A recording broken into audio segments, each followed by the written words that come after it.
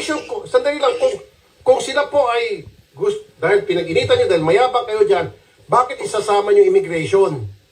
Kung sila po ay ayaw nyo... Procedure po for all visa applicants, for dual citizenship, yung mga exhibiting good behavior, so... Procedure, then I will come up with a law na para baguhin ko yung procedure na yan. Procedure lang pala yan eh, batas ba yan? Then for the rude behavior po, so... Kaya nga tanungin kita, nasaan sa batas natin na sinasabi pag rude ang behavior ng aplikante, siya ay ibaban na sa immigration at hindi siya makapasok ng bansa? Pakita mo sa akin.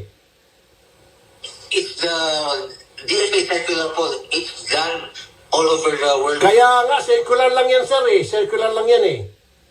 Di ba? So kaya magpapasa ako ng batas. Kaya meron ako anti-taray bill.